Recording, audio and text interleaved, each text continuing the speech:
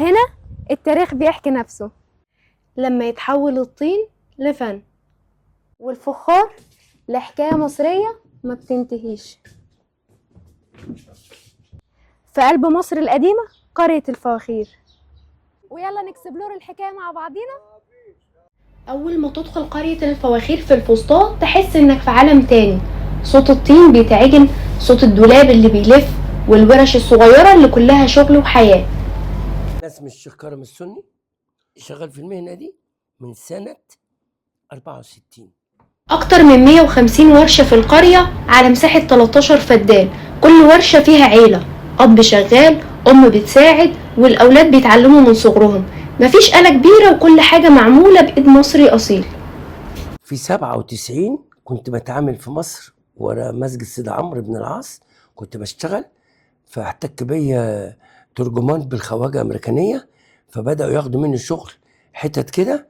قعدوا معايا 3 أشهر وبعد كده عرضوا عليا طلوع أمريكا، وربنا كرم وطلعت سنة.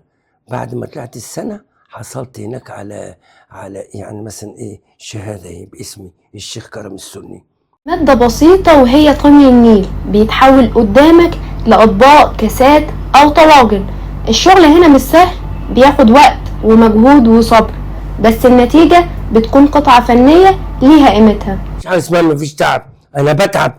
انا اللي زي في سن 66 سنة خلاص كتر خيره، بيشتغل بقاله 60 سنة كتر خيره. القرية اتطورت مؤخرا ضمن خطة الحكومة، بقى فيها مية، كهرباء، وغاز طبيعي، والأفران القديمة اللي كانت بالدخان استبدلوها بأفران غاز أنظف وأأمن. حتى الشوارع اتغيرت، إنارة جديدة وأرصفة مظبوطة ومساحات لعرض المنتجات.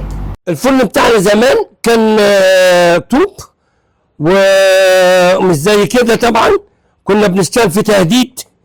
النهارده فرن ليها العجب. وفي كمان مدرسة ثانوية اتبنت هنا مخصوص علشان تعلم الشباب فن الفخار وتضمن ان المهنة تفضل موجودة وما تختفيش. تم في قرية الفواخير دلوقتي مدرسة للتعليم بس السيد رئيس الجمهورية عبد الفتاح السيسي، ودخل لنا الكهرباء ودخلت لنا افران الغاز وعندنا المية وعندنا كل حاجة. النهاردة القرية بقت مفتوحة للزوار، نمشي ونتفرج على الصنايعية وهم شغالين، ونشتري قطع فخار يدوية معمولة بنفس الطريقة اللي اتعملت من آلاف السنين.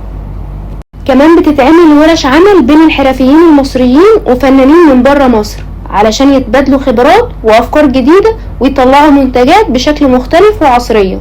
قرية الفواخير مش مجرد مكان سياحي، دي حياة ناس ورزقهم اليومي.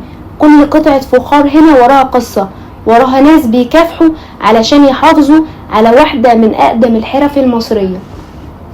61 سنة أنا بتعب في المهنة دي شقيان ولم أتخلى.